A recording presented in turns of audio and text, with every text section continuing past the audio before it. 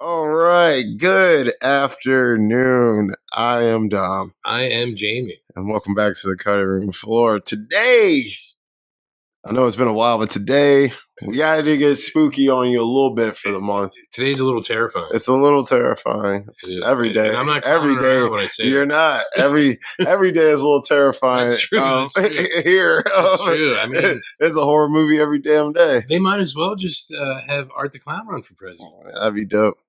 I'd take him. He's getting my vote for sure. Yeah. I don't care what party. Yeah. But guys, today we're gonna get spooky for you. If you got spooky friends who like this series, send them this video, tell them to watch it. Make sure you like and subscribe. Yes. And today we're gonna be talking about a series that I like a lot. I don't like the first one that much, but I like the second and third one. Wait, you've never seen All Hallows Eve, you had said. Oh yeah, I didn't watch that's technically the first one. But now, I think it's out of continuity though. So it's sort of like it just sets up the trope of who Art is. Yeah. Okay. And it's a different actor. Oh, terrible. It's a different actor playing him. And the woman who in the first one gets attacked in the beginning, the TV woman, Victoria Hayes. Is she the No, isn't Victoria the one who attacks? Oh yeah. Oh, the one who's on TV. Yeah. The one who's reporter or whatever. Yeah. In All Hallows Eve, she's a babysitter. She's babysitting these kids. It's weird. Just really quick, they get a video. The kid, the one, it's a boy and a girl. They're like tweens. He gets like a videotape in with his Halloween candy. Uh-huh. So they put it in, and it's like it's almost like snuff videos. Of course. But it's like three different stories, and two of them are like Art the Clown. One is like an alien. Oh. And then at the end, like Art is in the house and he like murders the kids.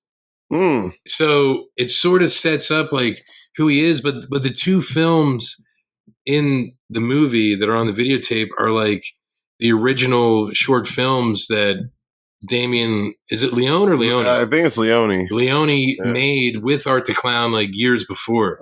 Okay. So it was just a way, I guess, to get people to see those original films and use like the babysitting thing as a connective tissue. All right. So he didn't miss much. Okay. Because, I mean, he just does the same shit that he does in these other movies. Yeah, I figured that. I was like, I'm like, it can't be better than one, and one's not that good. So I just didn't feel it was worth my time. The only thing is, if you watch it, you'll be like, when you watch the other three, you'll be like, oh, that's what's her name from that, or that's what's his name? Little Easter eggs. Yeah. Like I thought they died. Got it. Yeah. Well, today, guys. Yeah. Sorry, he didn't let me tell you what we're doing, but you probably figured it out. We're going to be going over the Terrifier series 1, 2, and 3. Now, we're not going to be going over these film by film by film. We're just going to talk about the series as a whole. Yeah. Because right now, it is the hottest slasher series without question. Yeah, and that amazes me. Why? Because you hate them? No, I don't hate them. I just realized, like, even though, like, All Hallows Eve came out, like 12 years ago or something, shit. And Terrifier came out, 2017? 16 or 17? Yeah, one of them. It's one of them, yeah. It's like 3 came out last year, and it was huge. Huge. And I think the numbers, are wrong on it. Because they were saying there was a lot of reports, because obviously what it's rated, you had to be 17 to get in. Yeah. So a lot of reports, people were buying Wild Robot tickets and going to see Terrifier. So Terrifier probably would have made another 5, maybe 10 million. Yeah. Had, kids were like, shit, we got to see this shit. My mom ain't going to let me, you know what I'm saying? Yeah. So, because kids are attracted to these kinds of films. I was when I was a kid, at least.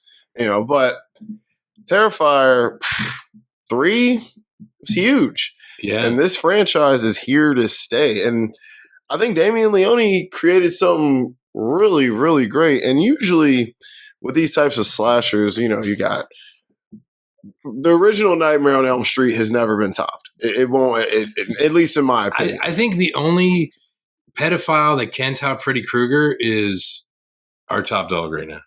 Well, of course. But But I don't think the first Freddy's ever been topped. And look, he tried. Like Wes Craven, I mean. Yeah, tried. he tried. He tried hard. But yeah, you're But right. I mean, but like he's topped that film, Yeah. just not in that franchise. Yeah. Because I'm Within like, the Nightmare on Elm Street. yeah, but I'm like, shit. I mean, Scream is that's his magnum. Oh yeah, So, yeah. I watched it last week. It's fucking incredible. Still. Yeah, because he and Kevin Williamson. Mm-hmm. Kevin Williamson really did something with that genre to like inject it. Yeah, man. And it wasn't even dying at the time, but he like rejuvenated. Yeah, he just hit it with some steroids. Really. Yeah, I was like, you know what, get bigger. Yeah. So yes, you're right, because he made it self-referential. Yes, he did. Yeah. And now the slasher genre, I think, kind of died. I'd say in the late '90s, early 2000s, when like stuff like the Blair Witch came out, and that kind of shows you don't need a scary dude to scare the shit out of you, because that movie is fucking terrifying. It's so good. I do have to watch it. I started to watch your video. Oh, dude. And then you're like, I've never seen it. Oh, yeah. Turn off. And I'm like, yeah. I've never seen it, so I have to watch it first. And then Bro, it's the best 82 minutes you're going to ever spend. It's great. It's terrifying. It's scary. It's way scarier than Terrifier. Really? But yeah, because Terrifier is hilarious. Like, it's not scary. Now, it's not scary. Is it terrifying in the way that like the first Conjuring is kind of terrifying? Yes. Okay. Because a lot of people, James Wan was doing. Oh yeah, a lot of people think Conjuring is one of the scariest movies ever made. Yeah. And it's definitely, I'd say it goes in top 25. But Terrifier is cool because in a world of elevated horror, we get this guy, Art the Clown, who doesn't talk. Yeah. And he's essentially a silent film comedian. He's a silent film. Yes. He acts really like one, the way, he's a clown, the way he's very animated. He's definitely was watching Chapman and Buster and what's the dude? Lloyd? Yeah. Harold Lloyd. Yeah. It's like, so he was watching them kind of dudes for sure, or at least Damien Leone was. I wanted to show you something. You can keep talking. I'm sorry. And he wanted to, maybe that's how he directed him. But Terrifier has kind of come along, and what makes it cool though is the first one, I was like, okay. But I heard so much good stuff about the second one. I was like, okay, I'm going to watch the second one because people were like, the second one's way better than the first one. So I was like, fine. He kind of reminds me of this old cartoon character. Yeah. Yeah. If you just split the costume. Yeah. That's pretty dope, actually. Because this guy used to be with Betty Boop. Oh, well, it looks like they're similar drawing style. Yeah. Oh, he's a clown, man. He was all in them balloons. And Betty Boop's dog's name was Bimbo. I know. Yeah, what? That's crazy, bro. Poor Bimbo was like a derogatory term. Yes, yeah. Okay. Yeah, I guess Bimbo's like an 80s, like early 90s term. Huh? Maybe even like 70s. Maybe. I feel like people are still using floozy and hussy and stuff. Floozy, hussy. Wow. Yeah, well, there's some of that going on in these films, right? With Victoria. Like she's writing some stuff. She's doing some stuff. Yeah, they're like writing words. Yeah, that are synonymous with floozy or hussy or bimbo. She may be the best character in the whole thing. By three, yes. And I'm like as a whole, yeah. Because like the first one, you're like, what? Yeah. Oh no, yeah. Because she's all fucked up, and she just you know what I mean. But fuck it, let's get into it. So, anywho, but like I was saying though, like this is cool that this is out now in a world of elevated horror. We got this clown who just kind of came in and shook things up and made like all this money off of like no money. Like three, the combined budget is probably like 20 million maybe. Yeah, because I think the second one, the budget may have been like it was like 50. Yeah, I was like, it was cheap as fuck. Like, so, which means the first one would have been probably less. I think the first one. Let's see what it was. It was less than $500,000. I know that because I know, like you can tell when a filmmaker is, I'll say, smart with their money. Oh yeah, and he definitely was, because they film in like specific places. Yeah, the locations Yeah. in the first one. You did a good job. Little restaurant. Yeah. The, like basement garage. Yes, And like it's an abandoned building. Don't cost you shit. Yeah. No permits required. So like all your budget goes to like special effects, costumes. Yeah, and he that's what he spent it on. Yeah. And like you said when you texted me, you could tell he spent the money properly on the practical effects. Yeah, and that's what makes these great. That's what I'm like in this world of elevated horror, CGI, all this de-aging, aging, whatever.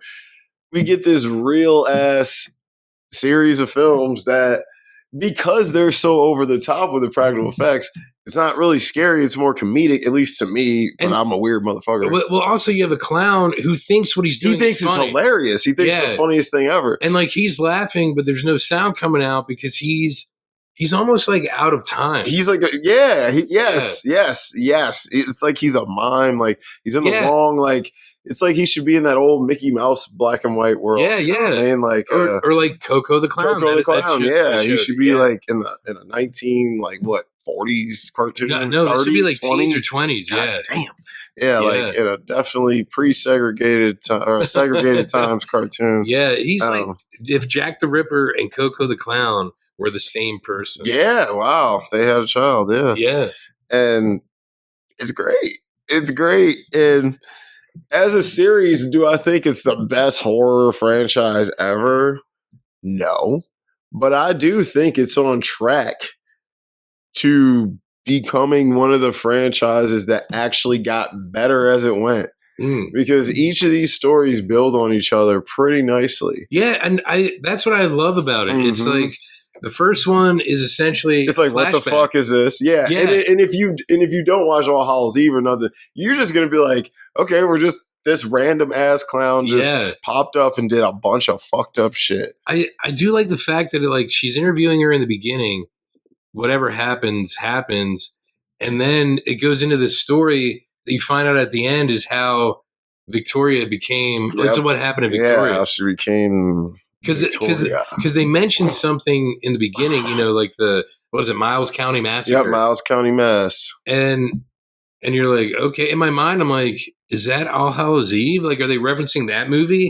But then I'm like, oh no, they're not. They're just totally like cutting the arm off. Like Art found you and just started chopping at you. Found you and started fucking with you. And then the second one takes place at the same time as that interview and everything. Yeah. So it's like, it's kind of wild. It's good writing. Yeah. How everything is tied together. So if you don't watch one, you might be slightly lost. You're going to be a little bit, because you're not going to understand the Victoria Hayes shit. Yeah. And like that's kind of the most important shit you need to understand. By 3, from 1 to 2, because if you skip 1, somebody needs to tell you about Victoria and what happened with her. Because that's very important, especially by the time you get to 3, because you'll be like, who the fuck is this? Yeah. Because, it's his little sidekick's the little chick in 2. So. And the one who has the loose bowels. The loose bowel. But I think that's important because, like, in the first one, you're wondering, like, how the fuck did he fuck up that bathroom so bad? And then they show that little girl in the second one, and you're like, that's how he did it. That's how he did it. Because, they show the guy wiping the toilet and stuff, and he's like, I better be getting paid extra for this shit. Right? Bro, right? See, so I was watching it earlier today. Wait, with the girl? Yeah, with the girl. Yeah. She just started shitting all crazy, and I was just like, God, it's so much. Yeah, and it's like I started laughing so fucking hard. And the weird thing is, it shows it shows the 3 states of fecal matter: solid, liquid, gas. Yeah. I was like, God, that was gross. Yeah, it was just. And like the way they make her look, I'm like, and she's like smiling all crazy and waving at him. This might be a controversial take, but how Art the Clown is in these films is how the Joker should be in Batman. I agree. Because the Joker needs to be like this crazy ass person, or else what the hell's the point? Yep. And I think Art kind of epitomizes what people envision the Joker should be like. Yeah, because art's crazy for crazy sakes. Like, Yeah. art is just pure evil. Yeah. There's no light in art at all. Yeah. Where the Joker is always meant to be redeemed at some point. Yes. So, but I don't think he should be, because Batman he's supposed to be like the opposite of Batman. Mm-hmm. So Batman, even though he's dark, he's good. He's good. So this guy is supposed to be light but evil. Mm-hmm. So why do they keep trying to make him? They're trying to make the dark night and the dark light and the light dark. Yeah. And I'm like, listen, Joker's crazy inside and out. Like, this motherfucker walks around paint on his face. Yeah. So anybody doing that probably ain't, all there. Now, everybody identifies and does what they want. No problem. I mean, there's a lot of women out here who have paint on their face every day. You know what I'm saying? Yeah. But like your girl, ladies. Yeah. Like, so I think art is just, there's nothing in him to save him. Kind of like Freddy Krueger. There's no light in Freddy. Yeah, no. You can feel for Jason. Jason had a fucked up little backstory. Well, he's also, his motivation is making up for like what happened to his mom. Yeah. That's what I'm like. You can feel for Jason. Yeah.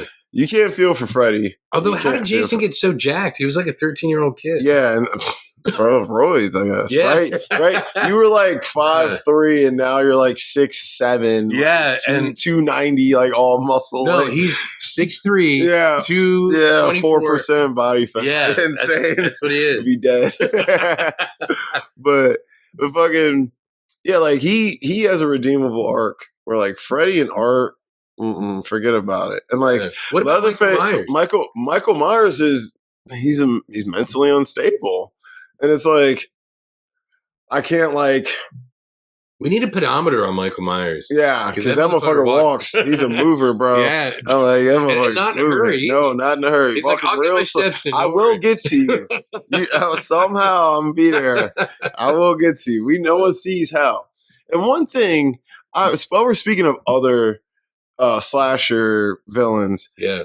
Because there's a lot in these movies taken from these other film, the inspiration. Absolutely. Because like the stoicism of Jason, the goofiness of Freddy, the dream. The dreams, yes. Because in two, Sienna with all her dreams, yes, the dream shit from Freddy.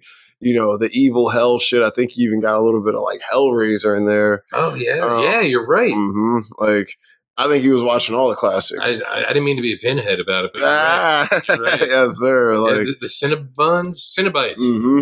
Yeah, you have the Cinnabites. Love them. Freaky. But and then you got like the goofiness of like Leatherface, Yeah. like because he's goofy. Oh yeah, and he uses a chainsaw. Yeah. Art uses anything. Yeah, he does. Art's like anything that's sharp and that can hurt you. And that's another thing I like about him. Because at first, when I first saw Terrifier, when he pulled out a gun and shot the girl in the first one, I was like, the fuck is this? Use a gun? Yeah, I was like, that's weird. What kind of slasher do use a gun? I was actually shocked. Right? It's weird. I was like, this is weird. That startled me more than anything in the film, more than the girl getting split from, lips to lips. Like, more than that, the gun being pulled out and used by him was weirder than that to me. Yeah. Which is strange. But as I watched the series, I'm like, oh no, this is brilliant because who the fuck cares what you kill someone with? Yeah. As long as you get the job done. Yeah. Because I like that Art does get vulnerable at times. Like there has been people giving him a little bit of work on the physical level. Yeah. And like he gets fucked up. But anybody Sienna is the one who she fucks him up. Yeah. The girl in the first one was giving him a little bit of work at first. Yeah, she was, and I thought she was gonna be me too. I thought she was gonna be the finals girl, and she was not the final girl.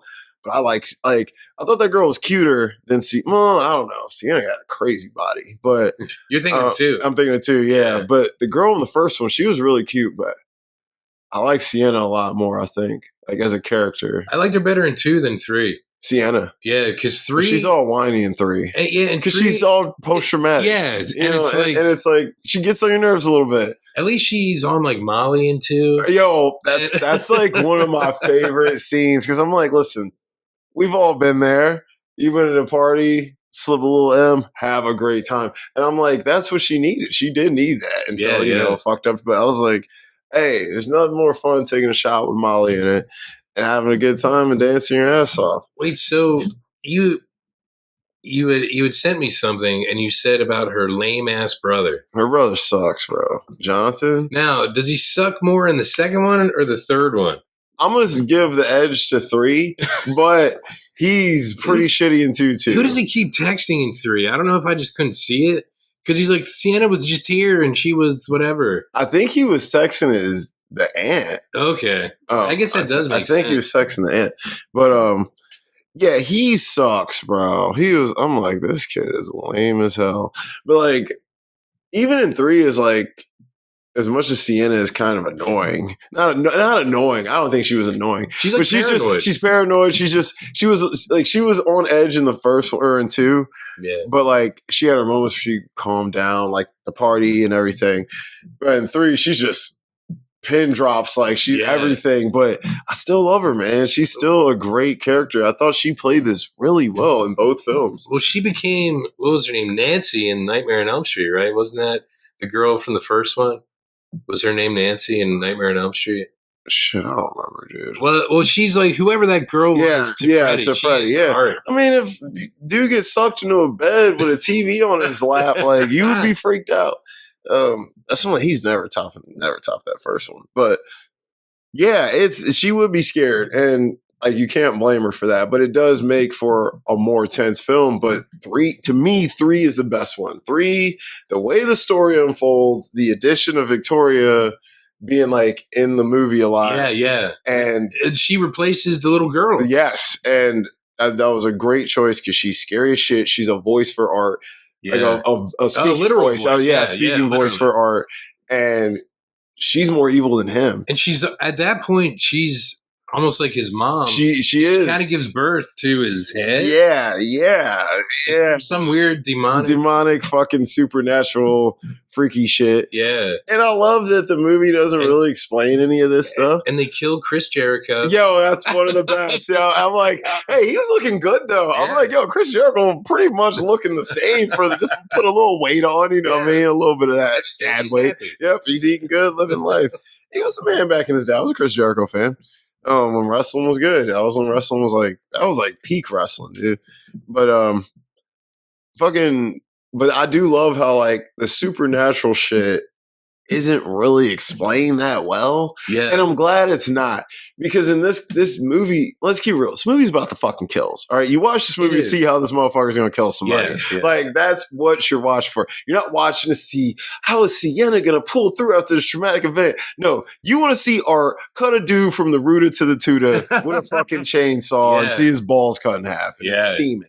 You know, that's why you put this movie on. You not put this on to see how her brother's doing in college. Well, see, my one gripe, I don't know if we're gonna do nitpicks, so I'll just say it right now. We can do some nitpicks. I wanted to see if her brother was killed, which they say he was. They show the skull and stuff. Why didn't we get to see it? Was it supposed to be a shock to us? Maybe he ran out of money. But like he was already at the school. But you know what? He already killed the roommate and that. Yeah, because and obviously he has no problem showing children get killed. No, you know, and that's what threw everybody up. When this came out, people were like, "Yo, I can't support this movie because there's kids getting murdered in it." I was surprised. Who gives a fuck? I was surprised he didn't show the little girl in the beginning. I think he was like, "Is this too far?" Because I mean, in 3, he really ups the ante with how he kills motherfuckers. Like, it's excessive, it's gruesome, and it's fucking great. Like, the kills are what makes these great, bro. The kills are fun, creative, and practical. They're so over the top, they're laughable, and he laughs at them. So you're laughing at him, laughing at his creation. Yeah. And that's what makes this movie great. Kind of like Evil Dead, how over the top. Yes. You don't like Army of Darkness. It was okay. Part of the Evil Dead franchise. Okay. The first Evil Dead is the best one. That's simple. It's that simple. You just like the tree. The tree is insane, but the whole movie actually has a nice scare tension to it. Because I will say, Terrifier has its moments where you're kind of like, yo, shit, bro, I'm a little bit. What are you about to do to this motherfucker? Because you know you're about to see something fucked up. Yeah. You know, so you're like, I'm about to see something really gruesome. And you're just wondering how and what he's going to do, whatever item he's acquired for the job. And that's what's fun about it, too. Like, I like how he's clearly was inspired by all these classic slashers, but he made them his own. He added little things to him and created a character. And I love that he's not linked to a specific weapon because he uses everything. There's an old Tales from the Crypt comic book where a psychopath dresses up as Santa Claus and ends up murdering this family. That's crazy. Well, maybe he was watching that. Well, or reading that. Because they did it in, I think, the 1972 Tales from the Crypt movie. Oh, I didn't even know there was a Tales from the Crypt movie in 1972. Yeah. So I'm thinking. I only remember that from like the 90s, dude. Yeah, that was an HBO show. Yeah, I watched that. Because the comic books it was based on were from like the 50s. Oh, shit. The 40s and 50s. I did not know that. Are they any good? Oh, they're the reason why they created the Comics Code Authority, because parents they were like, oh, what the hell is this shit? Because they were like, oh shit, like, you know, they'd have like a decapitated head on the cover and stuff.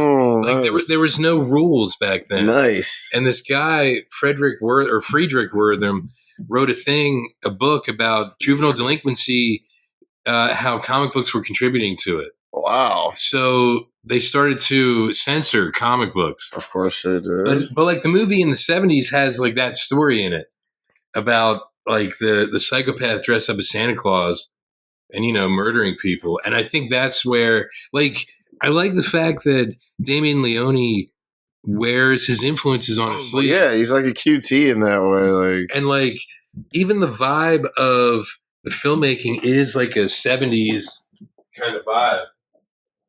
Oh yeah, it definitely feels, especially 3, in my opinion. 3 really feels like a 70s movie. But even like the logo.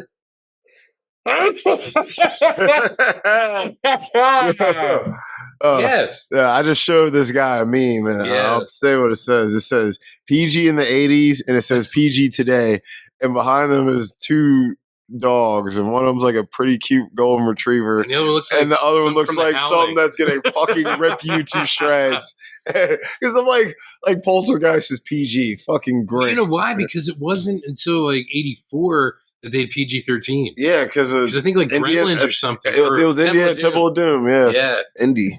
I guess they chilled monkey brains. Yep, chilled monkey. Well, dude, human sacrifice. It was a lot going on. It was the chilled monkey brains. Okay, I love chilled monkey brains. Yep. Yeah, it's a fucked up film. All them bugs, fuck that. Oh yeah, God, we are going to die. Yes, I would think so, bro. Fucking millipede, and those were real. Oh my lord, they were. Yeah, anywho, but yeah, I agree with you though. They do feel like 70s vibe. They do feel like back in the day because they do have this classic like slasher vibe to them. Yeah, it's like Texas, like Tobe Hooper's Texas Chainsaw Massacre. Teens doing teeny shit, and acting silly, but then they do add this elevated level to it with the story where you have this girl whose dad went crazy and killed himself. No, hold on. Sorry. No. Just for the audience, we're going with Sienna Shaw's story from 2 and 3. Yeah. I mean, guys, we know Sienna is the main character of this series. Yeah, because her story matters more. Like, 1, we find out later, is really just setting up. It's setting up for you to get Sienna. Yeah, Sienna is going to be here to stay. Yeah. What's her? Lauren Lavera. Incredible. This girl is great.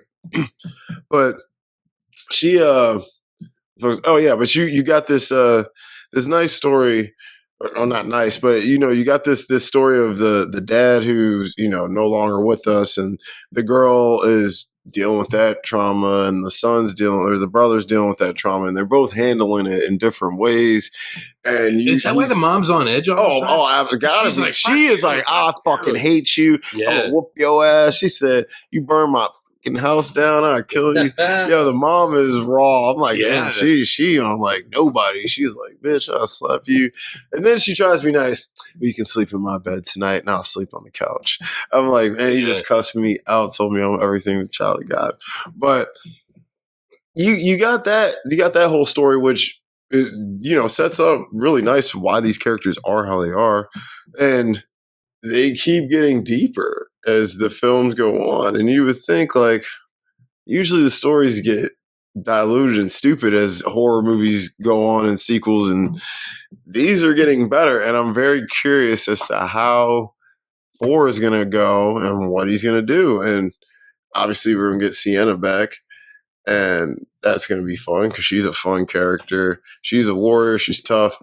Well, she's got to find Gabby. Yep, and she's like, I'm gonna. That find little you. girl, she annoyed the piss out of me, dude. Well, someone had to take over for the brother. Yeah, and the annoyance role because they both are equally lame. I'm like, God, why are all little? You're under like 15, 16 in this movie. You suck. But yeah, I couldn't stand her. But I mean, she had her little moments where she was giving like, girl, all right, first you're gonna read my diary, you can come in my room, take my stuff.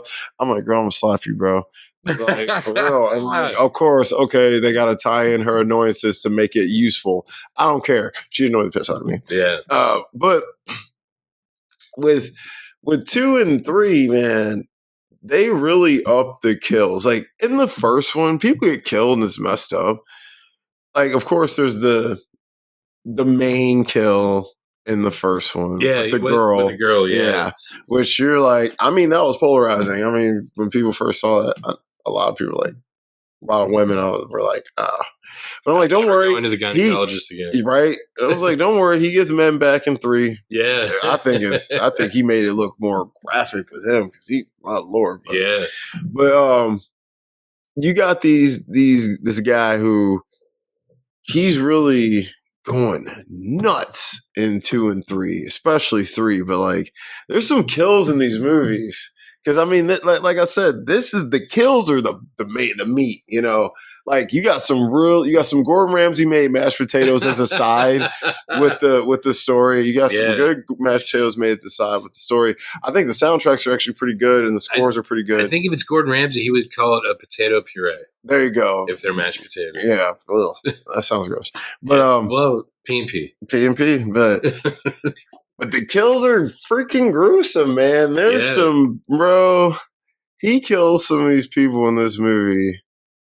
I'm like, geez, man. And people walked out of these movies. Really? Were throwing up. Oh, yeah. Really? They were really grossed out. And I'm like. But you can tell. It's so fake. Yeah. That's why it doesn't bother me. One of my favorite scenes, and probably one of my favorite kills, so I'll probably talk about it again later, is when he gets the Santa Claus outfit. Oh, yeah. Oh, my God. I think that's the third best kill. Yeah. And like, in the whole series. And the dude's eye is still moving. Like, he's still watching. He's like, yeah. And he's just. He's frozen and look, Ron Howard's brother gets killed. Yeah, dude. Clint Howard. Yep. Clint Howard. The B movie king. Yep. Clint I'm like, Howard. he was in a bunch of shit. Yeah. He was even as a kid. He was in an episode of the original Star Trek. That's insane. Yeah, he's been around a long time. That's what I was like. He's been around. Yeah. Too bad his brother won't hook him up. He does. He's in a lot of his movies. Is he? He's always like it's a side ass character. But he's still there. He's there because I think he's one of the mission control guys in Apollo 13. Believe it or not. He probably is. Yeah. I haven't seen that in a while, so. He's even in 1 or 2 episodes of Arrested Development. So all right. Yeah. Well, he is in everything, but he's in a lot of shit. But yeah, like that kill. I mean, 3. So the cool thing about 1 and 2, they're Halloween movies. Yeah, because they're set at Halloween. That's what shocked me with 3 is that it was a Christmas movie. But goddamn it, it's Nightmare Before Christmas. So you can watch it twice a year. It's 2 a year. It's a great Christmas movie and a great Halloween movie. Yeah, but like 2 is a dope Halloween movie. I even in 1, like how when you first meet Art and he's at the restaurant and he's taking pictures with the girl. Oh yes, yeah. It's a cool way to set up the character, I thought, and he's creepy as shit. I mean, you watching that shit by yourself, if you, which I was, yeah, you watch it by yourself at 2 a.m. with the lights out and nobody around, bro. You might be a little like, oh shit. You'll be like, are there any empty bottles around? Like I'm an Amazon driver because I'm not going to go to the bathroom. I'm about to piss myself. Yeah, because they set it up real nice, and it's Halloween night, and people are dressed up, so it's fun and easy for them to blend in on Halloween, dressed up like a damn clown. Yeah. And even in 2, they even lean even more into the Halloween thing because you got Sienna making this costume from her dad that he designed this character that's supposed to be based after her. Costume was awesome. She looks awesome in it. Her body was crazy. I was like, yo, this bitch works out. I was like, she works out. So apparently her dad knew she was going to work out. Yeah, he was like, she's going to work out. This will definitely work out. Yep. She got jacked, bro. She's a cute girl. She's a cute girl. She's like, I liked her vibe though. I liked her as a character. You know, she was fun, but she did have a nice frame though. I was like, jeez. I was like, this bitch. Well, the costume didn't hurt. It did not hurt her, but her mom. Of course, her mom couldn't be nice and just tell her she looked nice. She said, "Damn, when did Halloween become about looking like a whore or whatever?" Yeah. I was like, "God damn, it's been." I'm like, "Where you been, bro?" I'm like, it's been like that since Mean Girls. I'm like, oh, bro. You know, in girl world, Halloween means you wear some form of lingerie with animal ears. Yeah, basically. That's what it is. So Yeah. she said, "What are you?" I'm a mouse. Duh. Classic, but it's one of the best Halloween scenes in a non-Halloween related film. But so in 2, they're setting up for this Halloween party. She's making her costume. Her brother wants to go as art because he's inspired from the shit from the year before. What is it called? Something what was it? What was the town called? Mixon. You said it earlier. Oh, Miles County. Miles County. Yeah, the Miles County Massacre. Yeah, the Miles County Massacre. Yeah, He's inspired by that. He wants to go as art. And everybody's setting up for Halloween. Like the Halloween party they go to is, dude, it's one of the best scenes in the movie. Like they do Molly and get drunk, and her friend looks really cool. It's like the pirate with the dreads. She looks good. Yeah. They're having a great time. Her friend looks like a young Catherine Hahn. Catherine Hahn. Yeah. What's she? She was well, she was in Anchorman. She's in a lot of stuff. Anchorman. She's in Agatha All Along. She's was she in Step Brothers? Maybe. I've never seen Step Brothers. I know that's terrible. That's insane. What did you say her name was? Catherine Hahn. Hahn.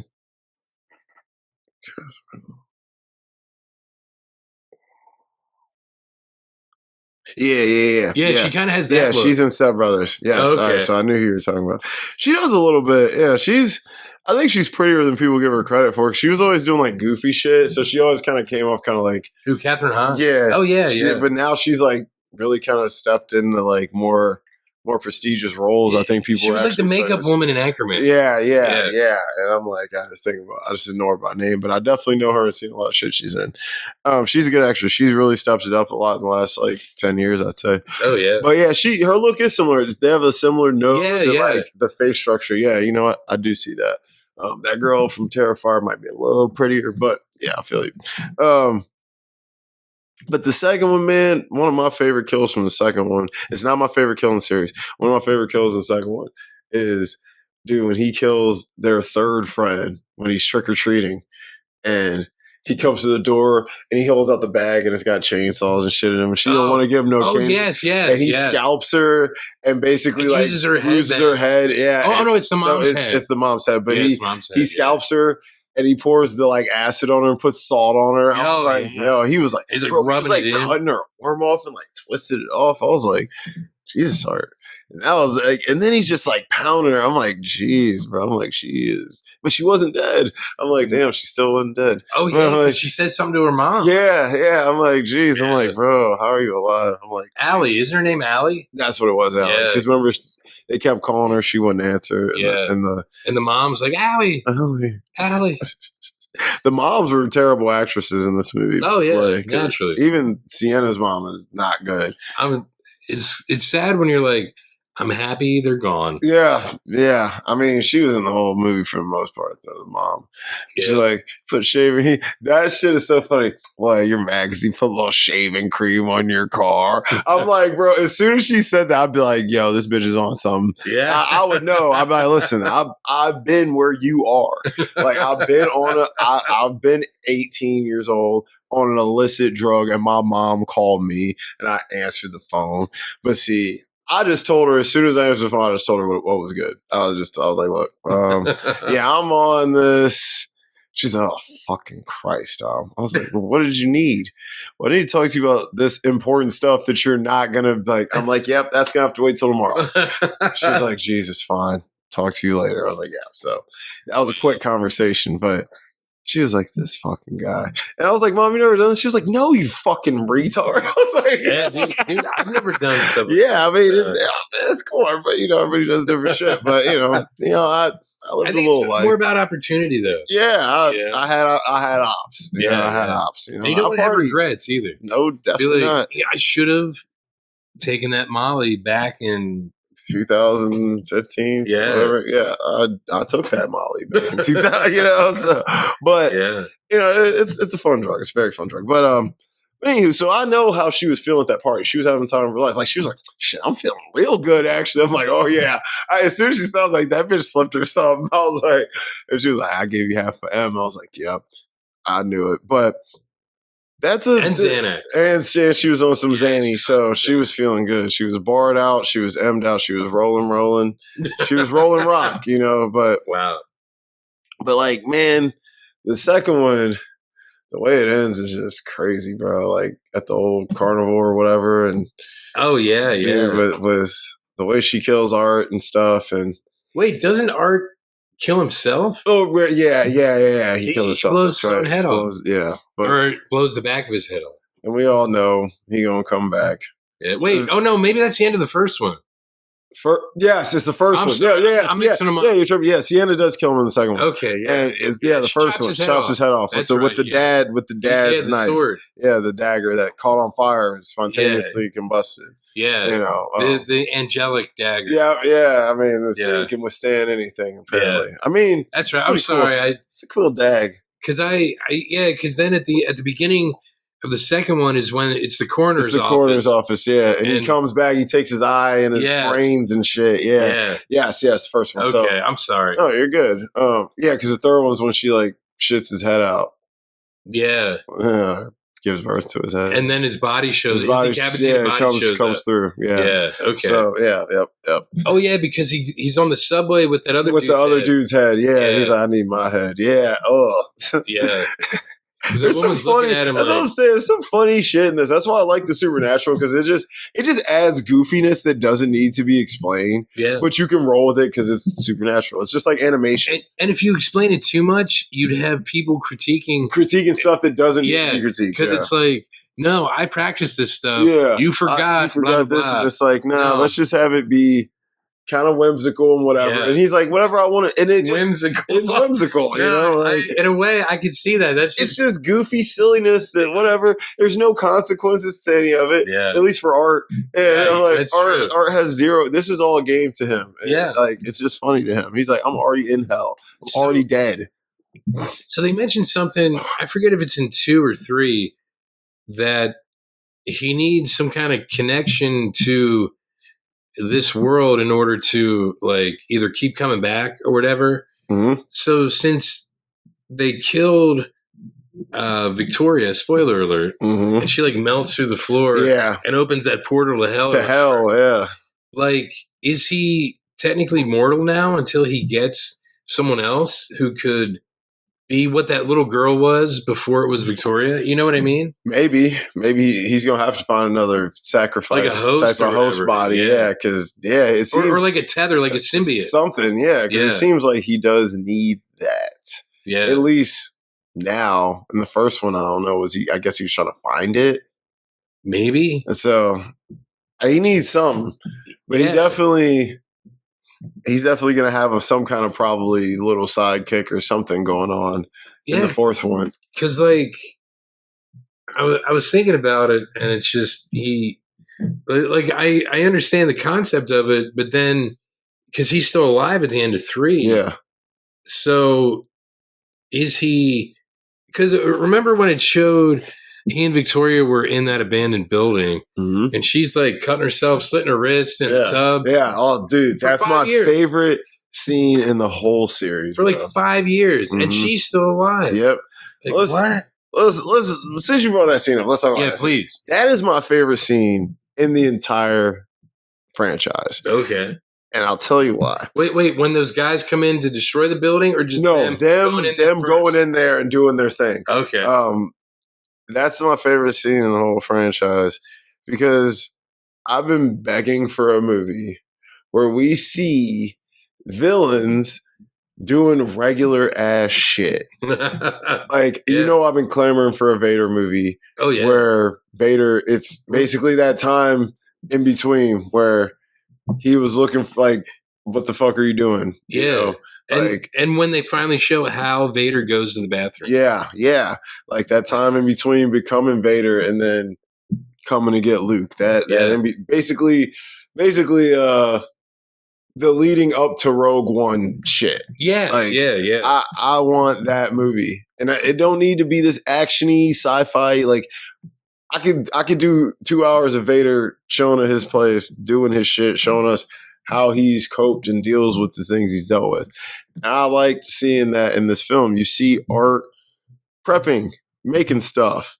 You know, you see him do some of that stuff in this movie. You see him, you know. Oh, yeah, because they are boiling stuff. Yeah, he's fucking making weapons, you know. Oh, that is what he's doing. Yeah, and then you see him just kind of chilling out and thinking and plotting, and then he's got Victoria who goes in the bathroom and does some things, a lot of things. You see her looking in the mirror and she's judging herself as women often do when they look in mirrors. Yeah. And to a very harsh degree because of what she looks like.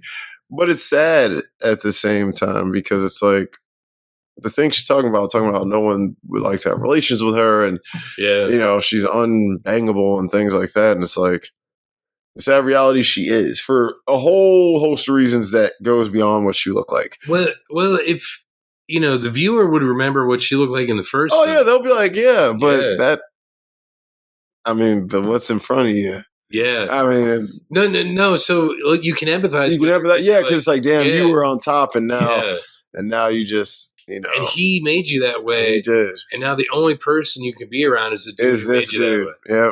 And you guys don't even, you know, you don't even do that. Because Art probably doesn't. Yeah, I'm like, Art's like, I don't care. He's like, this is just the piss. He's like, me smashing pussy is with a hammer. You know what I'm saying? Like, he's like, that's me smashing pussy. Yeah. Wow. So, and that's true. Yeah, and you see her break this mirror, and you see her get in the bathtub and take a bath with spiders and stuff, and she tries to, I guess, take herself out.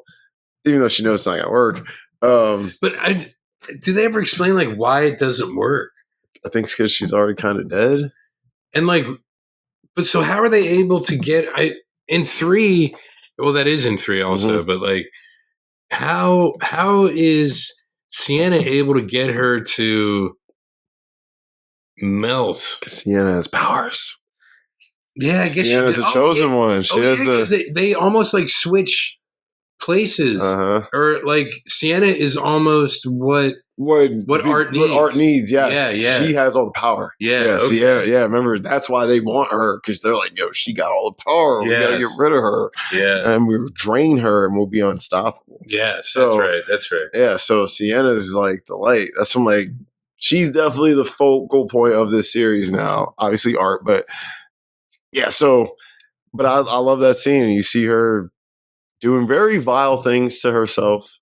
And I don't think I can say what she does, but it involves a piece of glass. No, it's a piece of mirror glass. Mirror glass, which is worse. Yeah. Yeah. And it involves body parts, and we'll leave it at that. If you've seen the movie, you know what the heck I'm talking about. And if you haven't seen the movie, you shouldn't be listening to this. But if you haven't seen it and you happen to be listening to this, brace yourself, because anytime I talk to anyone about this movie, that's the first thing they bring up. Really? Yeah. That's any woman, at least. And you know what? That's a bloody shame. It's a bloody shame. Very bloody shame. It is. You know, I can see why, because it's almost like I'm not going to mention it here, but you know, there have been like things around the world where stuff like that happens. Happened too. And for tons of reasons. And it's not self-inflicted. Yes. That's so to have it self-inflicted is like, wow, you're crazy. Wow. Yes. Yeah, because like this isn't the worst mutilation of a below the belt body part movie I've ever seen. That's absolutely goes to Lars von Trier's Antichrist. Yeah, that movie completely desensitized me to anything. Like, nothing in Terrifier, not one thing in Terrifier gets me even close to that one scene. And actually, there's 2 scenes in that movie that I was just not ready for. You know, it was freezing cold. I had a hoodie on and a blanket on. I saw that scene. My body temperature shot through the effing roof.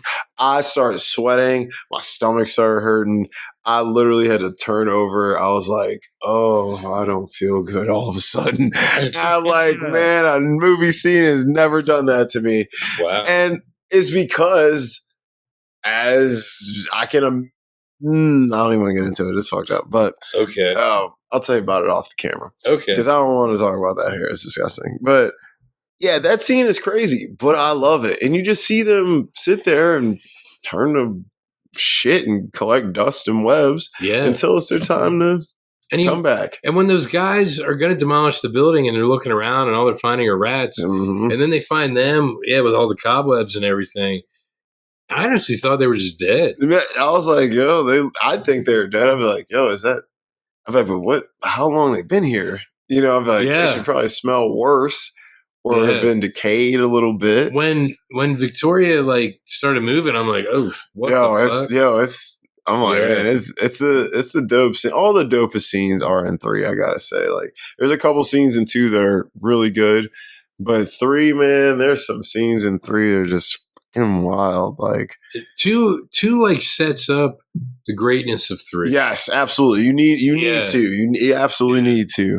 You absolutely need to. But 3 is like, man, it's a fun time, and the Christmas vibe is. It's just fucking incredible, dude. And him walking around with Santa suit with his wig on. And I'm just gonna spoil it now. My prop I want for the movie is the Christmas tree glasses. That he puts on the girl. Yes, and that's oh my god, that scene. And that little fucking girl, bro. She's terrible. She's terrible, but in real life, dude, she has like some crazy scar. She like survived something crazy, and like she's like a crazy dancer or something. She's actually like, really inspirational. Wow. But yeah, she's pretty cool. But that's pretty cool. Like, his name Pip Boy. Yeah. That it's like Luke Pip. Yeah. Pip Vault Boy. Luke, Vault Boy. Not Luke. Obi. Well, just a Jedi. Because if you put in a specific name, it'll be like I can't do it. Oh yeah. Okay. Vault Jedi. Yeah. Vault Boy Jedi. That's pretty cool. But yeah, the 3 is just it's just wild, man. He swung for it all in 3, and I like that. He had like 2, like watching 3, you could tell like he really wanted to go crazy in 2, but he was like, let's see how the people take some, because he definitely stepped it up. And then he was like, oh, people fuck with that. I'm going balls to the wall in 3. Well, since 2 came out in like 22 and 3 came out so soon after, I wonder if it was like budgetary reasons, and then 2 made so much money that he's like, oh, I can do this shit now. Maybe. I mean, 3 was last year, so it's 2 years in between. Yeah. So like, it's almost like because 1 came out 2017. Yeah. So that was a big gap between 1 and 2. You're right. So like, people probably thought he wouldn't even get a sequel. Yeah, and because he was able to do it so quickly, he obviously had the idea. Maybe it was like almost already mapped budget. out. Maybe. Yeah. It's like, oh, now I have the money to do it. Bread. Yeah, let's go for it. And he swung for it, man. Like, yeah, because what would the Terrifier budgets? Let's see. Combined, I'm saying it's got to be under 20 million. It's got to be way under 20 million. Maybe I'd say maybe 12 million. Because I think 3 had a little bit of a budget. Okay, so 2016 was the first one. It was made for $35,000. Jesus Christ, that's so cheap. And 22 was $250,000. That is, bro. That motherfucker really. 2 looks way more expensive than that. Yeah, 2 looks like at least a $2 or $3 million movie. And 3, 5 cost $2 million. It's the most profit. It's some of the most profitable films. Yeah, other than like the Blair Witch. Blair Witch, and like Big Fat Greek Wedding, and Rumble in the Bronx, because that cost $1 million and it made like 32 million at the time. Rumble in the Bronx only cost $1 million. So it's another good budget stretch. So even though it came out at the same time as Titanic, and Titanic made like $2 billion. Titanic cost like over $200 million. Titanic cost a lot. So it only made like 10 times its budget, whereas Rumble in the Bronx made 32. Yeah. So it was technically a bigger hit. Yeah. Which is crazy. Wow. And, I could see it because with these, like with the budgets, because like 3 is mostly in the house, like the aunt's house. But he makes the way they edit it, the scope feels so much bigger. Yeah, 'Cause you got this mall scene, yeah, then you got this fucking the house scenes. The house scenes feel big with the hell. yeah, Like hell open up. That looked expensive. Like yeah. would all the money go to that? Like shit. Probably, yeah. You Like never know. you got the college scenes like in the bathrooms and the parties. Like Unless they're all like on a soundstage. it might be a set. Yeah, I and was then like, the outside shots. yeah, I'm like, Fully. which is cheap, Yeah, which is yeah. free. You know, so Yeah, I mean, if I was like, I need a director who can really stretch a budget, I call this guy and see Yeah. if he's willing to do something different. Because I'm like, I mean, dude, so you're telling me all three of these movies were $2.5 million basically less? Like we're talking what, $2.3 million? actually, just a little over. It's like 2.55 or something crazy, if you add them together. insane. So And it's sort of like when the Daniels proved you can do a really amazing sci-fi multiverse film for with everything. 25 million, Yeah, instead of 250 yeah. That's what I'm like, dude, so many people have shown Disney, like, bro, y'all are blowing money. Like, y'all are blowing money. Like, it's insane. Because I'm like, SS Rajamali made RRR for 90 million. Bro, that movie looks like a $300 million movie, easily. Like, and like Spielberg, he had to interview him because he's like, I do not understand how you made this movie for 90 million. He's like, this movie looked easily 250. He's like, I don't understand how you did it. I filmed it in India. Yep. Yeah. And look at Godzilla -1. Yeah. I think that was made for what was it like? I was like, that shit was like super cheap. And I think their special effects unit was like 15 people. Yeah, they were the director. I was so happy when they won their Oscar because so they were going crazy. They had all the toys and stuff. Like, look at them, they're having a blast. I was having fun. But they showed it too. Like you can have a really good story that is kind of deep and goes into things that you wouldn't normally expect like a Godzilla film to do, and then you add in all the I'll say supernatural stuff because of Godzilla, just to kind of beef it up a little bit to make it fun. But it's mostly like about human trauma, and that's what these films are. Surrogate families, and that's what Terrifier is because it's about trauma. Yeah, it's about the trauma that like Sienna and her brother go through, and then the surrogate family that they have to try to put together because of circumstance, and then how that gets ripped apart. Gets ripped apart, just keep getting killed. But so the whole thing then is that Art needs her to die because she can kill him. Yeah. Or is it that he needs her? I think he needs Heather. You know what I mean? That's a good question. I kind of think he needs her, actually. Yeah, that's what I was. I think he needs her because I think her abilities will up his abilities. Yes, yeah. He's like a Palpatine. He just feeds off his apprentices. Yeah. So I think that's more what it is. But it's like, Art, you can't control someone like her. I don't think you have that capability. Yeah. Art, and no one. I mean, she's a fucking hard bitch, bro. So I mean, you survived. She survived twice. Yeah. Hard. But that is a fun little thing to think about, like, and how these movies these days, a lot of people are showing it don't cost a lot to make a masterpiece. And because like Disney because they're Disney, they just think they can throw a lot of money at something, and everything's gonna work out. They're learning the hard way that's not true. And I'm like, man. Well, and they're also trying to like buy up everything. Yeah. And then they like Disneyfy everything. Yeah, because and everybody doesn't want that. Because like what worked with Marvel at first was the fact that they were their own studio. Yeah. And then Disney bought them, I think it was like 2009 maybe. Mm-hmm.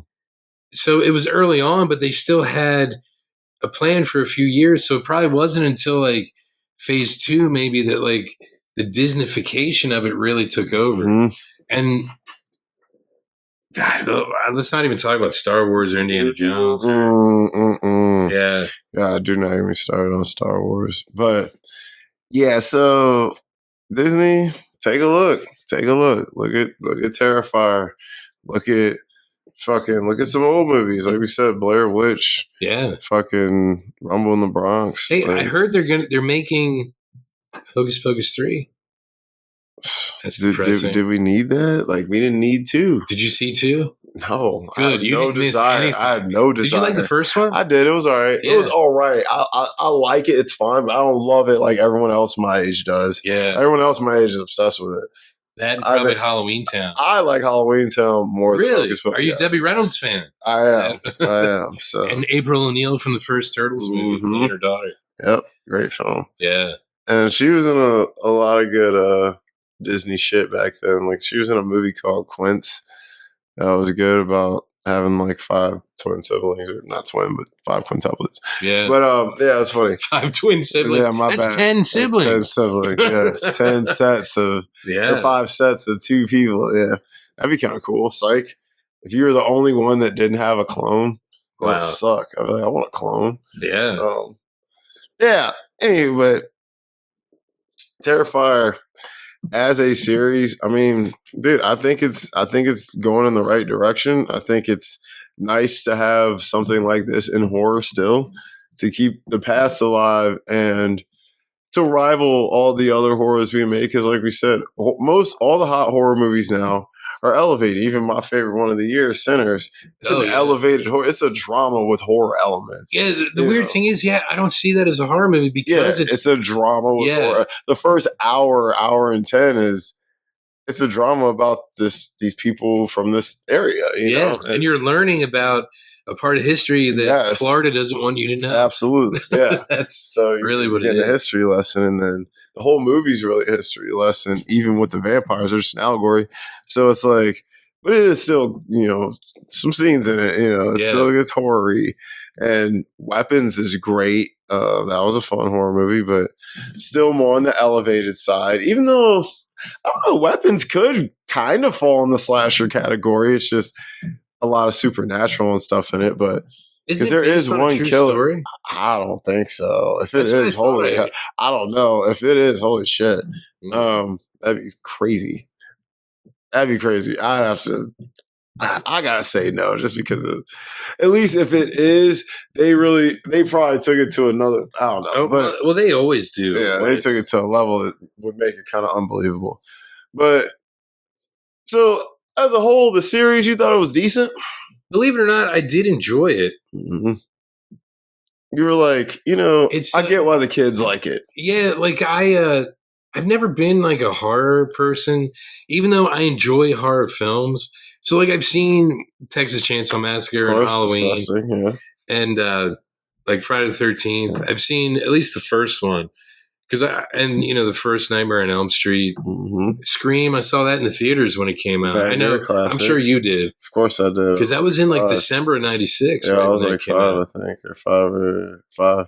And I've watched other ones over the years, but I've never been like. One of the things that really freaked me out and scared me when I was older was the original Silent Hill for PlayStation. Oh, that game was great. Oh, dude, I would play that like in the middle of the night. Yeah, that was me with the first Resident Evil game, the director's cut or whatever. I'd play that in the dark. Me and my uncle, I'd be fucking my pants, man. Yeah. I was young as shit, bro. But it's incredible. Like that game freaked me out more than these films did. Oh yeah, and like the Silent Hill movie was terrible. But I never saw it because I love the game. Don't watch it. Don't watch it. It makes you want to play the game though, because you're like, let me get some good content. Yeah. Yeah. Silent Hill 3 was crazy. My boys, they all love those games. But yeah, there's some games that's got me definitely more than any movie. Silent Hill was scary. The original Resident Evils were scary.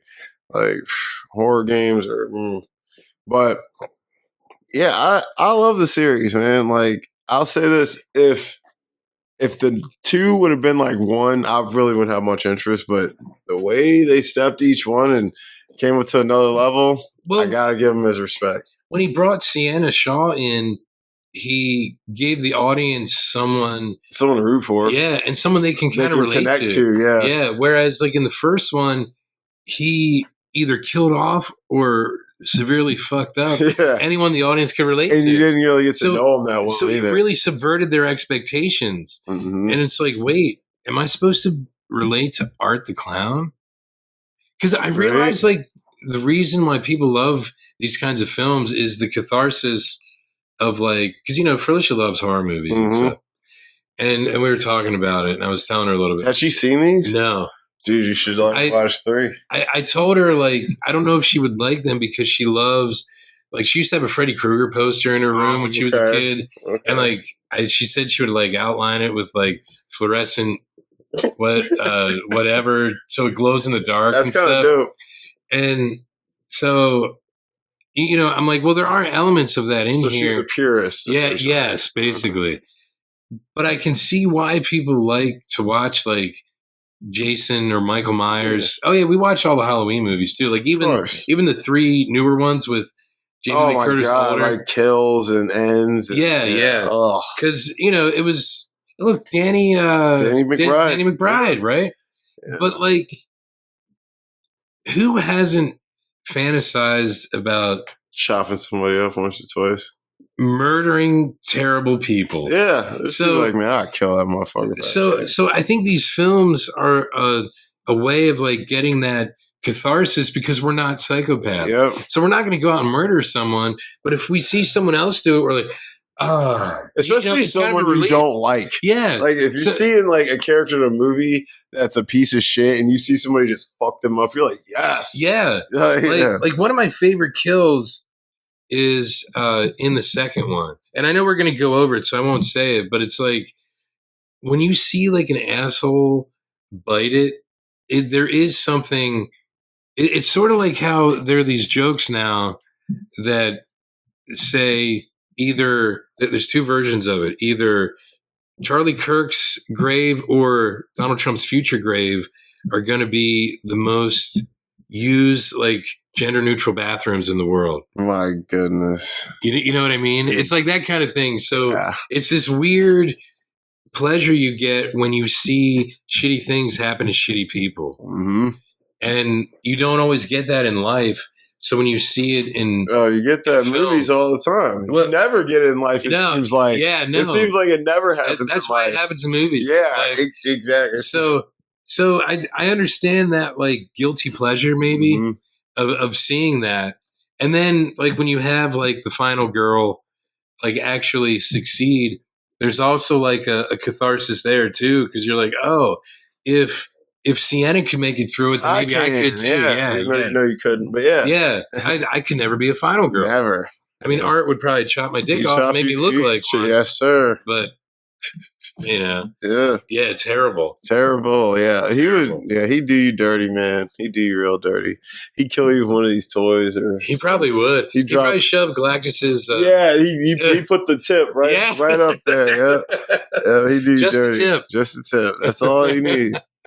All right, let's get into it. So we got so we're not doing our normal categories today because we're doing this as a whole franchise and not just a single movie. There's not going to be any quotes. We're not going to do best scenes, but we did add some other fun killer categories to make it fun. But we're going to do some of our normal ones and some new ones for you, and we'll be back to business next time with our normal categories. But MVP, I got Lauren Lavera, David Howard Thornton, and Damian Leone. Yes, I would agree. Yeah.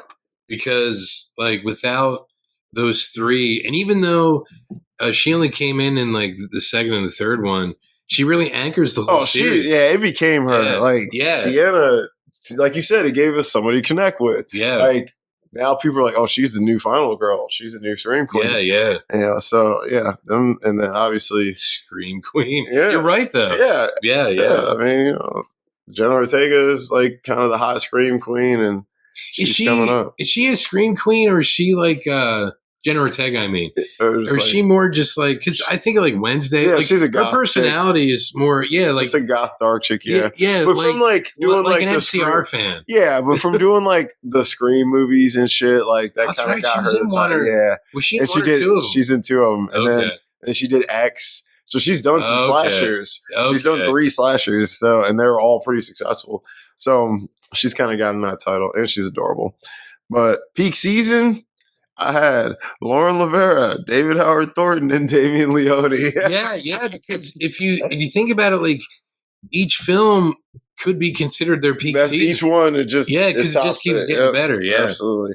It's definitely three is definitely all. Like I would say two is Lauren Lavera's, but Damian Yeah. Leone and Howard Thornton is definitely three. Yeah, I do think she's better in She's two. better in two. Like her character is Her better. character is a little better, but she's Yeah. not as traumatized. Yes, So it's yeah. like it's just hard to deal with somebody who's depressed all the time. You know, it's just hard. Not Like, that there's look, I anything can't wrong. fix you. I can't even fix myself. Right? It's like it's not like, dude, she spent a lot of time in mental institution, all Yeah. that. She had a lot. It's like I can't blame her, and I understand. It's just like if you ask me, hey Dom, would you rather hang out with me while I'm depressed as fuck or not depressed as fuck?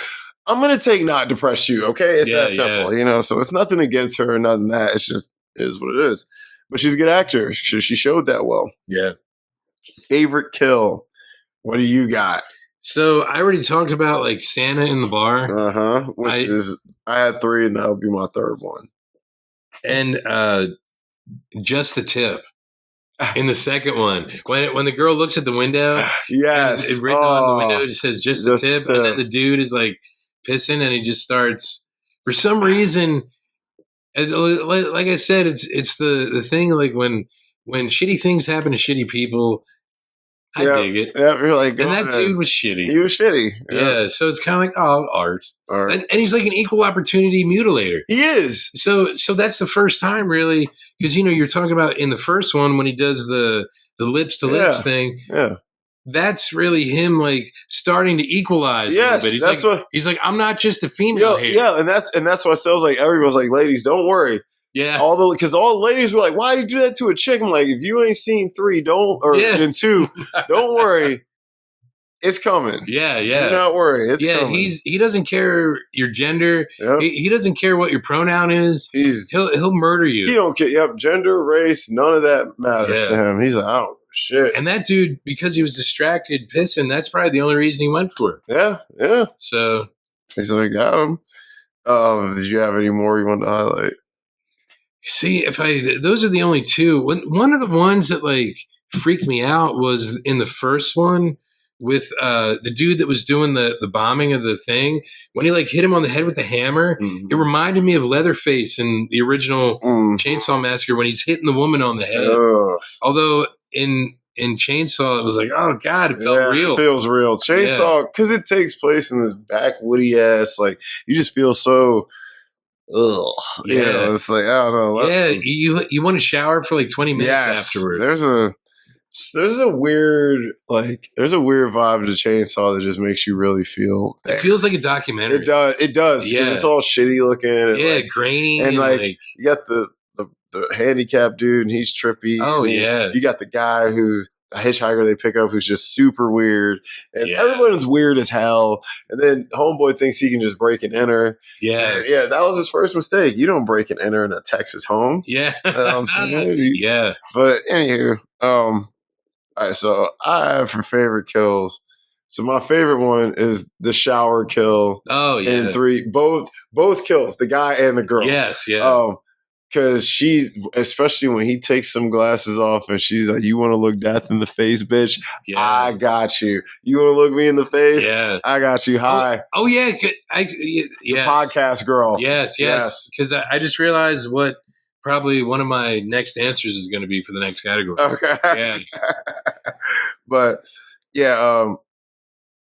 So yeah, that was, dude, when he puts the glasses on her. Yeah. It's great. And he's cuts her top of her head off and shit, and then when he seems freer in the third one to be more like art, if that makes any sense. Just goofier. Yeah. And I feel like the Santa costume, as weird as it is, even though he wears a clown costume, that's his persona. And I feel like because he felt like he got to be someone else as Santa, he got to maybe be a little more playful and have a little more fun. Yeah. Because he's like, I'm not art. I'm Santa Claus. Yeah. You know what I mean? He's like, I'm always art. I'm someone different today. It's like when you wear a costume, dude, it gives you feel a little different. Now, do you believe in like the hereafter? I mean, what? I mean, just generally, like energy is neither created nor destroyed. So whatever energy. Yeah. So if Art is Santa Claus, he's giving them the gift of eternal life. There he goes. But yeah, I guess so. Where are you spending eternity though? Yeah, that's a good question. Yeah, where are you going? Yeah, We know where some are going, but we do. but yeah, Art got to have fun as Santa. I think he liked being Santa. And, you could tell he did, especially at the mall. Yes, I was literally going to bring it. I was like, the mall scene is great. Toys. He was giving out toys and being cheerful. Yeah. And toys might have been deadly, but he was the bomb. I was like, I can't believe he put this in here. I love it. But yeah, the whole shower from the time he kills her to the time he, from booty hole to head, balls and all. Yeah, his balls had steam coming out of him. I was like, damn, he cut this dude from the rooter to the tutor for real. And I was like, damn, bro, hot. He was steaming. He probably got it the worst out the whole series, bro. Oh, he did. Just because, like, especially with the leg so much of it. Yes. Yeah. He's trying to block him. He's just, just do that. Oh, his leg, his legs break. He's trying to crawl away. Yeah, he got effed, bro. And the only reason he got effed in the A was because he was trying to crawl away. So you had a butthole right in his face. And he's like, well, while I'm here, let's do some fraternity hazing. Yep. That's what it is. Some hazing. Yeah. And then my next one would be, in the second one, the girl with the salt. Oh my God, dude! But he like basically scalps her, skins her, rips her arm off. What did he pour on her? Acid? Yeah, because he got the acid from the place. He stole it. The coroner's office. And then he poured fucking Morton salt on her. And I was like, oh. And he's like rubbing it in. And then he like chef sprinkled some of it. And I was like, wanted him to do like salt bay. Yeah, that's what I wanted. I'm like, if only he would have done. But there's no way Art would have known about. Yeah, he's like, I don't have Instagram. He's like, I don't have anything. He's like, I don't know what. And then my other one would be the Santa Claus when he gets the Santa costume. Oh yeah, and I felt bad for that Santa because he was so nice to him. He's like, "I'm gonna buy you a drink." He lets you sit on his lap all weird. Yeah, and then he pisses on him. He's like, "You motherfucker." Yeah, but the bartender knew. He's like, "I told you, bro, what this motherfucker." And he's like, "He ain't got no ID." I'm like, "No ID, no drink, dog." Yeah, I'm sorry, but. Dude, he hits him with the frozen shit and hammering his face. Because he did his like foot and his like knee and legs. Yeah. Oh, and like that's rough. And these effects guys begging him. I got kids. I got family. I got grandkids, son. Like I didn't do nothing. I spread joy every year. Like I'm a good guy. I'm a decent feller. And Art's like, bro. I don't even know if Art knows. No, Art's obviously can understand people because he nods. Yeah. But he's I don't give a fuck what you're saying, dog. Yeah. At all. That to me, that's not funny. What's funny to me is the pain that I'm inflicting. Yes, exactly. And seeing you cry he points and laughs, but nothing comes out. It's great. Like his mannerisms are great. The way he moves and he's always got his bag, and it was a natural transition for him to be Santa because he always carries a bag. Yeah, so, it's not a incredibly durable trash bag. No, it's not. This is a nice velvet bag. How did none of the sharp shit cut the trash bag? He had the hefty or the glad. The glad, yeah. Where you the bend. They got the little fencing technology. Yes. Yeah, he got one of them for sure. Okay, yeah. That makes sense. Those are my three favorites. Art's funniest moment for me, believe it or not, I had a hard time with this until you were mentioning. So when the podcast girl is talking about, she wants to know what it would be like to like be near Art. Uh-huh. She's like, I want to know how he smells, and then he like smells himself. Yeah, because he's listening. He does, and for some reason, I think that's like the most. Like the purest Art moment. It really is. Like he's like, wait, he do felt I smell human at a moment? Yeah. Do I? Because like if you heard, you'd be like, yo, shit, all right. Yeah, she said I smell. That's funny. I'm good. Shit. That to me is actually the funniest moment because it's not meant to be funny. It's not, but I mean, it's like a natural reaction. Yes, and that's what makes it funny. That is funny for me. Art's funniest moment is when he has Sienna tied up in the house and he keeps walking behind her and keeps slapping her ass in the back of the head. Yeah. Oh, you know what? Another good kill for honorable mentions. Actually, this one probably should have made my top three.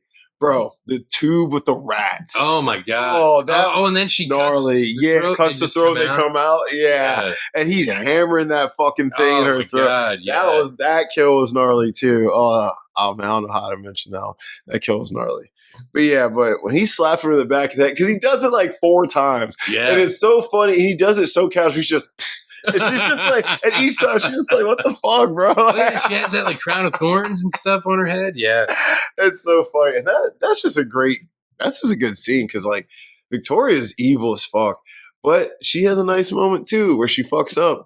She lets the girl open her present. Yeah, that's the feminine, motherly side of her. That's like, oh well, I want a kid on Christmas still. I know I'm satanic, but yeah, shit. Even Satan's got a Christmas tree up, right? Look, I mean, Satan and Santa have the same Hey, right? letters. Just swap it around. So definitely. Yeah. Oh, you're right. Satan, Santa. But yeah, that shit was funny to me. I was cracking up. All right, recast. Art. Okay. Keegan-Michael Key. He is funny, and he's probably the right height. He's probably the right height, the right like build. Yeah, and he is funny. And since it's a white mask and a white thing anyway, it don't matter what race he is. Yeah. Boy. I think Keegan-Michael Key would be able to really pull it off. Yeah, he actually would. I'm sorry, I just pointed to a Keegan-Michael Key book. Yeah. Right. Oh yeah. That's why I had to why they take a fucking pause? Yeah, that's why I wanted to dramatic. Yeah, that's a good pick. I went with 2 white boys, one or the other, Jacob Elordi or Bill Skarsgård, solely for their height. I was thinking of Bill Skarsgård just because of it. He's played a clown. Yeah. So, of course, I thought. And Bill Skarsgård would be incredible. He's going to be good. That's what I was saying. I was like, he's definitely a safe bet. I mean, it's not The Crow, so he's going to be great. Yeah. I'm like. Or Boy Kills World, so he's going to be great. Boy Kills World wasn't bad. He was fine in it. The movie itself is just not great, but he was fine. That's the thing. I feel like he's probably fine in The Crow, too. It's probably just a bad film. It is a bad film. You watched it? I watched part of it, and I'm like, this is terrible. Because, I've read the comic. Yeah. Like, you've read the comic. Yeah, absolutely. And when you read the comic and you see the original film, you're like, at least the original film tried. It tried. Yeah, it definitely tried. And the things it changed, it wasn't too much to throw you off. But, yeah, it was good. So, honestly, I'm fine with Bill or Keegan, whichever one would be fine. Because Keegan would be funny. I feel like he's got the bald head and stuff. And he has a background in improv. He does. So he can. He would be. Yeah. I think we might have to go with him for the comedic aspect. Yeah. Because he would actually add that to the character and make him a literal clown. Because Bill would make him more just creepy and scary. Yeah. But you need that humor side of him. So actually, let's go with your pick. Sienna. Okay. You might see a pattern forming here. One of your new girls, Chase Infinity. I love that. I love Chase Infinity. She's great. I went with Isabelle Mercado. Oh, okay. From Superman. Yeah. She just has that Sienna looking vibe. And she's tough. And honestly, we've now seen her with wings. Yeah. So she would. I do love Chase Infinity too. That'd be great. I'm gonna go with yours because of my pick for the brother, but I would have the brother just be like a little older. Just because in the third movie he's supposed to be in college. Yeah. So the actor that I picked is about the right age for the third film. Okay. And he'd go well, I think, with her as like a sibling. Okay, cool. All right, Isabel. All right, so Jonathan, who you got? Oh, see, I put lame ass little bro because that's what you see. I just copied what you text me. Lame ass little bro. Lame ass little bro. That's funny as shit. Okay, the kid from Blue Beetle and Cobra Kai, the Solo Spanish kid. Yeah, Maduenera. Okay. Yeah, because he's actually incredible. Yeah, the problem is I haven't watched Cobra Kai or Blue Beetle, but I've seen him and I've seen him. And with him, he would not be a lame ass little bro. No, he'd definitely be cooler. Yeah, anyone would. He'd definitely be better. It's just for like 2, I don't know how to make him younger. Yeah, look younger, but he has the look to be in college. I went with probably someone who could maybe play young and old. Your boy Noah Schnapp. Because I went with somebody kind of whack. Yeah. You know what? He would be a lame ass little bro. He would be a lame ass little bro. That's what I'm saying. You're right. But Will the kid Byers from Blue Beetle would ethnically go. Yeah, that's why I said with them. When you said her, I'm like, oh, that could work. Because like Sienna Lovera, she's definitely Spanish of some kind, at least half. Like, and like the brother is taller than her, so and I know Zolo is probably taller than Isabella. Mm-hmm. So Isabella's probably fucking like 5'3" or 4. She looks short. Yeah. Wow. Yeah. So I think we actually should go with your dude if we're gonna go with my girl. Yeah, I think so, because I think that'll work. So if you wanted to go Chase Infinity, we could go with my guy. Because Chase Infinity is half white and actually looks whiter than. Yeah, that's true. Yeah, so either or, we just have to mix them up. Yeah. It works interchangeably. I do love Chase Infinity for this. So if it's Chase Infinity, then Noah Schnapp. Yeah. And I didn't even think about that. Mm-hmm. That's terrible. That's a good thing.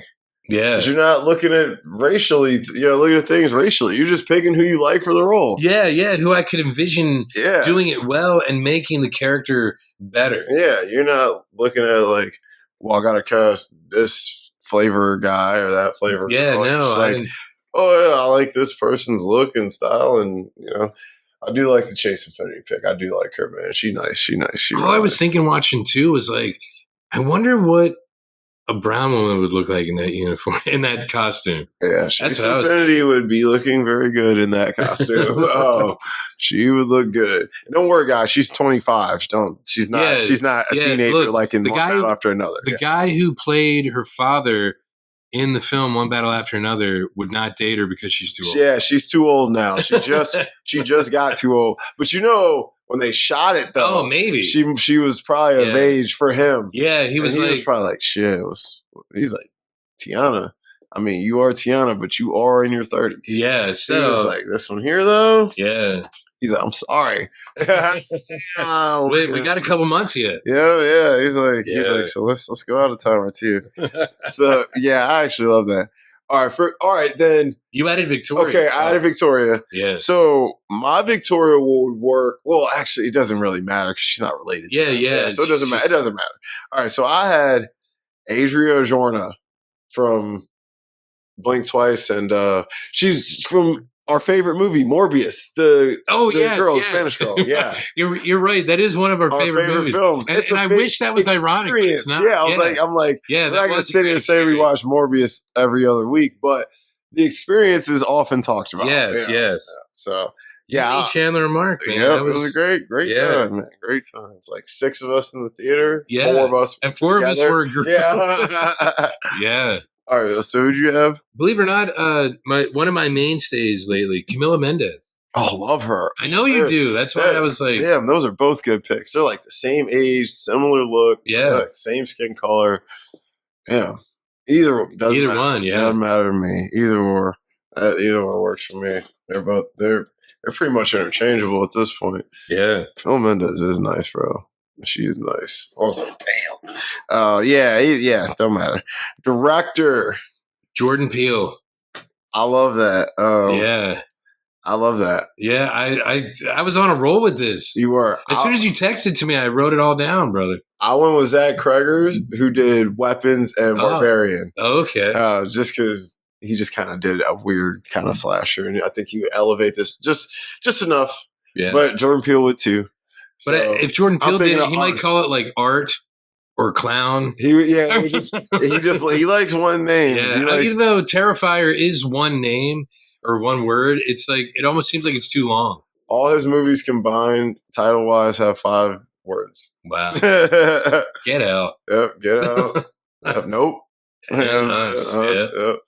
And that's kind of crazy. Yeah, because I was thinking of him because I'd like to see his spin on like a slasher movie. Well, like a gory slasher. He would. Yeah. He probably tone the gore down a little bit. He probably keep it practical. Probably go for less kills with more realistic ones. And also, since Michael Key. Oh yeah. Oh god. Yeah. I didn't even. But let's go with JP. Yeah, because Jordan Peele, obviously he just directs now, but they work well together. So I think it would be a totally different kind of experience. The art would be really good. Yeah. I hope he would just put himself in it for a second and just get killed real quick or something. Like put a wig on and act stupid like he does. I like that a lot. So we'll go Keegan Michael Key. We'll go Chase Infinity, Noah Schnapp. Yes. We'll go Camilo Mendez. Okay. And we'll go Jordan Peele. Wow. Yeah. All but one, All dude. but one. Yeah, wow. you killed it. You killed it. Wow. You got it today. You got it today. All right. Prop you want? I already told you. I want the Christmas tree sunglasses. Yeah, I want his mask because I know he's wearing a mask. Mm-hmm. With the nose. Yeah. Yeah. Man, you wear it. Because that's what the Joker should look like, too. Yeah, he should have a big old schnoz. Yeah. In the cartoons, he kind of looks like that in some of the, and the way the cheekbones look. Yeah. Like in the animated series, bro, his nose is long as shit. Like, yeah, that is a look he should have. So, all right, so grade Terrifier as a series. Yeah. Believe it or not, I would have to give it at least a B+. Yeah. And that's only because, like, the first one kind of brings the building block. The first one does bring it down. Yeah. I agree. Yeah. I agree. But the comeback. Yeah. Is three is what, like, and when I say B+, it's like 88 or 89. Yeah, it's almost an A. They're fun times, man. Fun times. I'm going to give the series the same thing, B+, 88, 89, because I think 2 and 3 are extremely strong. Yeah. 3, I think I gave that a 4.5 on Letterboxd. I know you loved it. I remember last year when it came out. Yeah, I watched it like 3 times. Yeah, I remember you talking about it. I was like, yeah, this movie's fire. So I was like, shoot. I was like, this is fun as hell. And so, yeah, I'll give it the same thing. But like you said, I think 1 definitely brings it down from A status. In a lot of ways, 1 is like Thor: The Dark World. It is kind of like, and then you get to 3, and 3 is like Endgame and how it redeems Thor: The Dark World. Like when Thor and Rocket go back, and stuff, and like Rocket slaps the shit out of Thor. He's like, "Come here," and he's like slaps him and stuff. But like, whatever was shitty about the Dark World, you forget because what Endgame did was it showed you a different perspective of it, and that's what Terrifier 3 does, I think, with the first movie. Yeah, and you love the characters, so you'll forgive him. Like, you love Thor, so you'll forgive Thor for boring the shit. Crazy enough, I saw Thor: The Dark World in theaters twice. I only saw it once in theaters because that was enough. That was enough for you. Yeah, I saw it twice. Wow. Wait, why would you see it twice? Well, 2 different friends wanted me to go with. I didn't pay for either. I could see Ragnarok going. I think I saw Ragnarok. Saw that once in theaters. Really? Yeah, and that's the one you should have seen. I know. I only saw that once in theaters. Oh, my God. Oh, yeah, crazy. I saw Assemble like 3 times in theaters, though. Oh, that's great. I was like, that's the movie that, like, oh, my God, they can do, like, superhero team up. Yeah, bro, that movie changed the game. And say what you will about Joss Whedon, because I never had to work with him, but like he really managed to show that it's possible. Oh, so like if they would ever do like a team up of like, let's say Art the Clown, Jason and Freddy, it'd get all these guys together and have Ash Williams fight them. That'd be dope. That would be incredible. But the crazy thing is, like, Freddy versus Jason, I think they did a good job with that, bringing them 2 worlds together. Well, they were trying to do that for so long, too. Yeah, I think it worked out very well. I love Freddy versus Jason. I saw it in theaters back in like 6th grade or something. I think in the comic books, they were together first, like before the movie came out. And there was, I think, a Leatherface and a Jason and a Freddy comic, too. Damn. If I'm not mistaken, but it's either way, it's like Leatherface and Jason and someone else. Jesus. I forget who. I don't think it was Michael Myers. Michael Myers. But like, because, he was doing Wayne's World at the time. So no, he was getting the mask and Baby Driver. Oh, yes. The Michael Myers mask. Yeah. This is Michael Myers. Michael Myers. From the fucking Halloween movie, dude. That's fucking great. So, all right, man. So this will be out Halloween Day. It will be. Yeah, so if you're listening to this, it should be Halloween. Yeah, it's Happy Halloween. Happy Hallow.